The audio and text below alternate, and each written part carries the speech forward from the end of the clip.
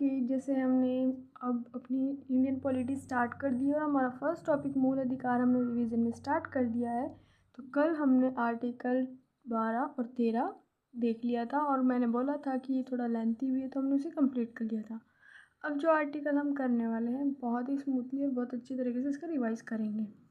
Revision का इस point start करते हैं। आर्टिकल 14 यानी 14, इसमें लिखा क्या है? विधि के समक्ष समता या समानता और समान संरक्षण। समता शब्द ब्रिटिश संविधान से लिया गया है जबकि समान संरक्षण अमेरिका संविधान से लिया गया है। इसकी विशेषताएं देख लेते हैं। विशेषताओं में आपको याद रखना है कानूनी समानता, कानूनी न्याय की स्थापना, संविधानवाद की स्थापना, विधि के शासन की स्थापना। अभी कानून का शासन होता क्या है? तो अंग्रेज विद्वान डाइसी की बुक है an introduction to the study of the law and constitution. England के विधि के शासन की इसको संज्ञा दी गई है कानून को। कानून से ऊपर कुछ नहीं है, समान रूप से लागू होता है और इसमें सजा का प्रावधान भी होता है। अब सर्वोच्च न्यायालय के निर्णय भी इस पर देख लेते हैं। 1974 में वी रोहप्पा वर्सेस तमिलनाडु मनमानी कार्रवाई समानता के विरुद्ध मानी जाएगी। और 1978 में मेनका गांधी इन्होंने कहा कि इनके न्याय में क्या दिया गया कि मनमानी कार्यवाही के विरुद्ध संरक्षण का भी प्रावधान प्रदान किया जाएगा। 2014 में नालसा राष्ट्रीय विधिक सेवा प्राधिकरण महिला प्लस पुरुष प्लस जो अब थर्ड जेंडर में हिजड़ा या फिर परालिंगी को भी इसमें शामिल माना गया है। Birds are chirping. विशेष अधिकार अनुच्छेद 361(4) में राष्ट्रपति राज्यपाल न्यायालय के प्रति उत्तरदायी नहीं होंगे, यह कथन कहा गया है। अनुच्छेद 361(2) में राष्ट्रपति राज्यपाल के विरुद्ध दानविक कार्रवाई नहीं की जाएगी। एमपी में इसका अपवाद है, एमपी में राज्यपाल के विरुद्ध एफआईआर दर्ज किया जाता है। गिरफ्तारी आदेश जारी नहीं किया जा सकता। सिविल कार्रवाई शुरू करने से पहले 2 महीने पूर्व नोटिस देना अनिवार्य है। 105 में लिखा है संसदीय विशेषाधिकार इससे संबंधित है। इसके बाद हमारा आता है अनुच्छेद 15। इसमें कहा गया है कि कोई भी किसी भी प्रकार का भेदभाव नहीं किया जाएगा। भेदभाव का आधार 15(1) में धर्म, मूल वंश, जाति, लिंग और जन्म स्थान को माना गया, यानी कि 5 आधारों पर भेदभाव नहीं किया जाएगा। यह एग्ज़ाम अभी हाल ही में एग्ज़ामों में पूछा गया है। इनमें से 4 ऑप्शन में से एक हटा के दूसरा दे के और आपसे पूछा गया है कि इनमें से कौन सा आर्टिकल 15 में शामिल नहीं है। 15(2) में सार्वजनिक स्थान, दुकान, होटल, स्नान घाट, तालाब, मीटिंग स्थल जिसमें अयोग्यता, दायित्व, प्रतिबंध, शर्त आदि को शामिल किया गया है। 15(3) में स्त्रियों व बच्चों के लिए विशेष प्रावधान दिया गया है। 15(4) में ओबीसी, एससी, एसटी का विशेष प्रावधान दिया गया है। ये अनुच्छेद जो प्रथम संविधान संशोधन हुआ था 1951 में, उसके तहत शामिल किया गया था। कौन सा? 15(4). 15(5) में लिखा हुआ है आर्टिकल में ओबीसी, एससी, एसटी प्राइवेट शिक्षा संस्थानों को आरक्षण दिया गया है। इनामदार मामला 2005 1903 CAA 2005 यानी कि 93 संशोधन 2005 के तहत इसको जोड़ा गया था। फिर आता है 15(6)A 15(6)B। इसमें EWS 103वां संविधान संशोधन 2019 इसमें और 15(6)B में EWX यानी अल्पसंख्यक शिक्षण संस्थानों को में आरक्षण प्राप्त दिलाया नहीं जाएगा, मतलब उनमें ओनली अल्पसंख्यक संस्थानों के लिए वो रिजर्व रहेगा। नोट 106वां अनुसार संविधान संशोधन हुआ है जिसमें आर्टिकल 239, 332, 330 यानी कि विधानसभा, लोकसभा और राज्य की विधानमंडल इनमें 1/3 आरक्षण महिलाओं को दिया जाएगा। फिर आता है हमारा आर्टिकल 16। इसमें अवसरों की समानता दी गई है। अवसरों की समानता के अंतर्गत 16(1) में लोक नियोजन में अवसर की समानता, 16(2) में धर्म, मूलवंश, जाति, लिंग, जन्म स्थान, निवास स्थान, उद्भव के आधारों पर भेदभाव नहीं। इसमें 7 आधार हैं और 15(1) में 5 आधार हैं, तो हमें ये याद रखना है। 16(3) में निवास स्थान पर कानून शक्ति संसद ही बनाएगा। 16(4) में ओबीसी, एससी, एसटी नौकरियों में आरक्षण प्रदान किया जाएगा। अब सरकारी नौकरी में आरक्षण से संबंधित कुछ मामले हैं वो देख लेते हैं। जैसे SC ST को लेकर 1935 में कानून बना था। जैसे फर्स्ट बैकवर्ड कास्ट अधिनियम 1955 का कालेलकर समिति के तहत बना। फिर सेकंड बैकवर्ड कास्ट समिति बलदेव प्रसाद मिश्रा की अध्यक्षता में मंडल आयोग का गठन किया गया। 1989 में 27% आरक्षण ओबीसी को केंद्र द्वारा दिया गया। एनसीबीसी ये क्या है? स्थायी समिति है ओबीसी हेतु। फिर बनी रामानंद समिति जो भी ओबीसी और आरक्षण से संबंधित थी। फिर supreme court case Indira Sahni में प्रमोशन में आरक्षण प्रदान नहीं किया जाएगा, ये कहा गया था। फिर आता है हमारा 16(4)(a) SC/ST प्रमोशन में आरक्षण दिया जा सकता है। 77वां 1995 संविधान संशोधन, 85वां संविधान संशोधन 2001 दोनों के अंतर्गत इस बात को शामिल किया गया। 16(4)(b) में बकाया रिक्तियों की पृथक रिक्तियाँ 81वां संविधान संशोधन 2000 के तहत। 16(5) में धार्मिक संस्थाओं में धर्म विशेष का व्यक्ति ही नियुक्त किया जाएगा, ऐसा कहा गया। 16(6) में EWS 10% आरक्षण केंद्र सरकार की नौकरियों 103वां संशोधन 2019 के तहत इसको शामिल किया गया था। यानी कि 15(a) और b और 15(6)(a) और b और 16(6) दोनों में EWS से संबंधित तथ्यों को शामिल किया गया था। अनुच्छेद 17 में अस्पृश्यता का अंत, छुआछूत का अंत। छुआछूत प्लस बर्ताव नहीं किया जाएगा, इसको अवैध माना गया है, दंडनीय अपराध है। अपराध में 6 माह का कारावास, 500 रुपये दंड। संसद व राज्य विधानमंडल चुनाव आयोग घोषित कर सकता है, यानी कि चुनाव नहीं लड़ पाएगा वह व्यक्ति। लागू करने हेतु नागरिक अधिकार संरक्षण अधिनियम 1955 बनाया गया। अनुसूचित जाति व जनजाति अत्याचार निवारण अधिनियम 1980 बनाया गया।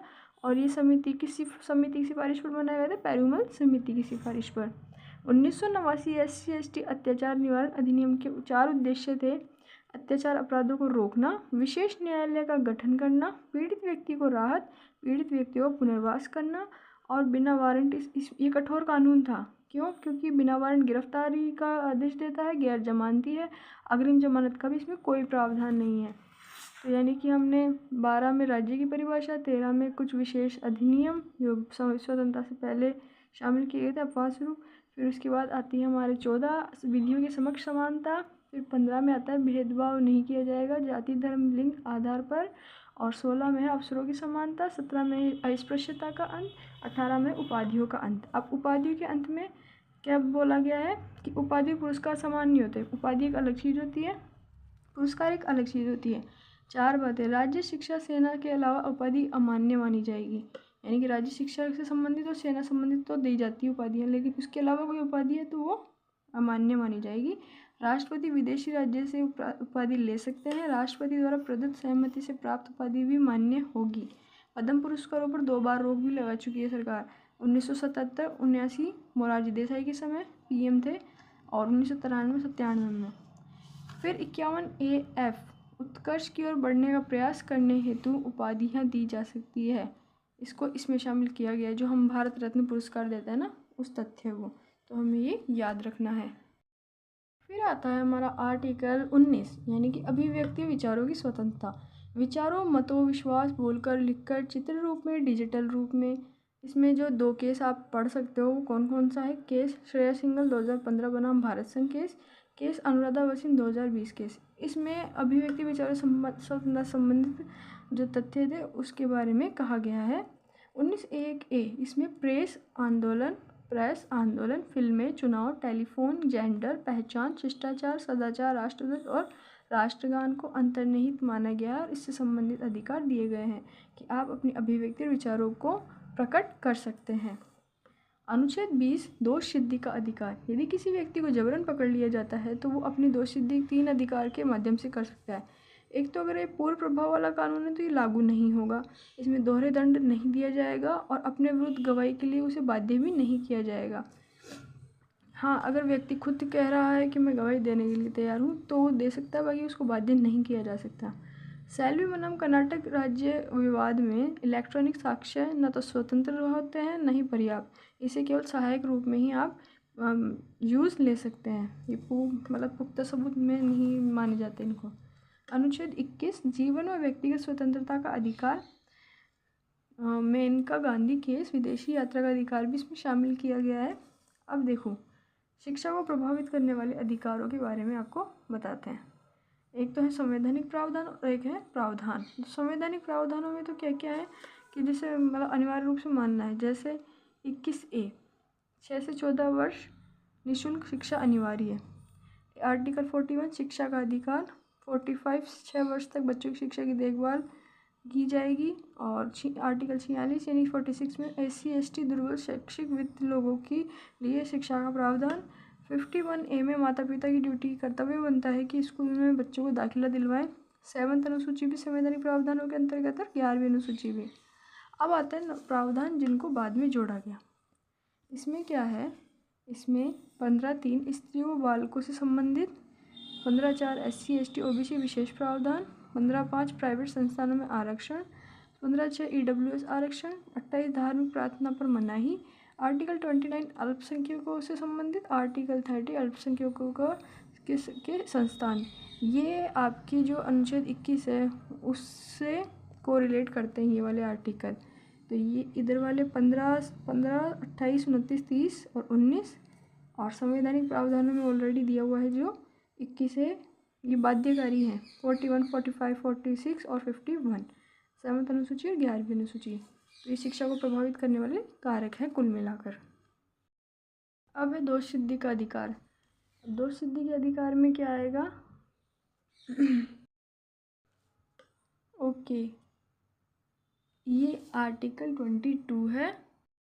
ये है दोष सिद्धि का अधिकार है। जबकि अभी जो आर्टिकल 20 किया उसमें ओनली जो व्यक्ति को स्वतंत्रता यानी कि उस पर जो कानून जो लागू होगा उससे संबंधित अधिकार है। दोष सिद्धि का अधिकार आर्टिकल 22 में है और ये एग्जाम में पूछा भी जाता है।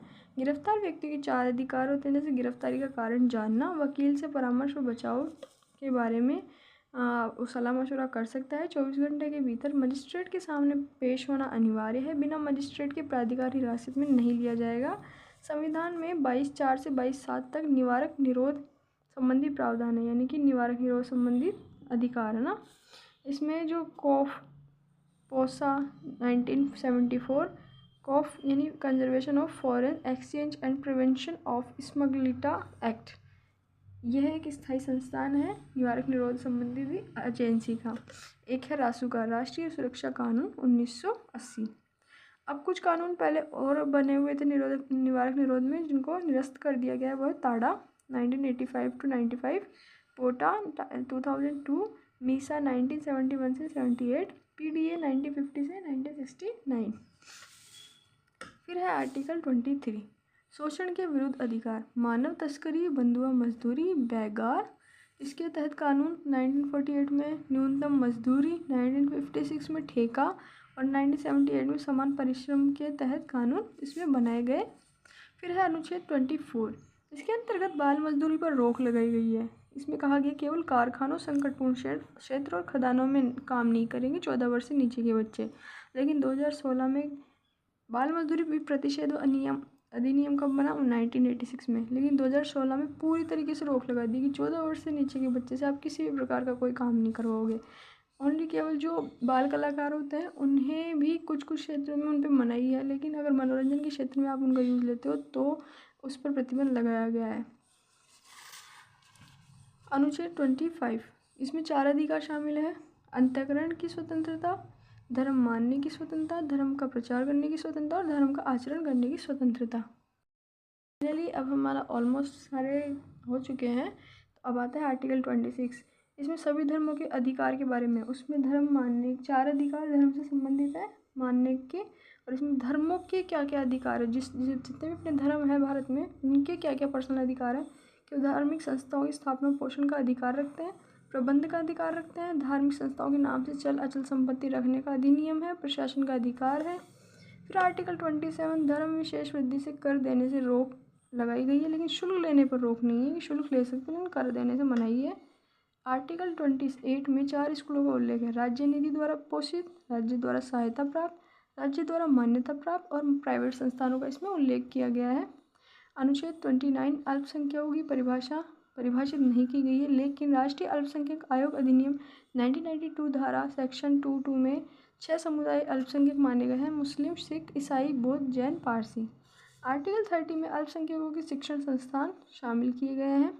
आर्टिकल 31 में संपत्ति का अधिकार जो कि हटा दिया गया था 1976 में, और 300A में इसको शामिल किया गया है, संपत्ति के अधिकार को चेंज करके।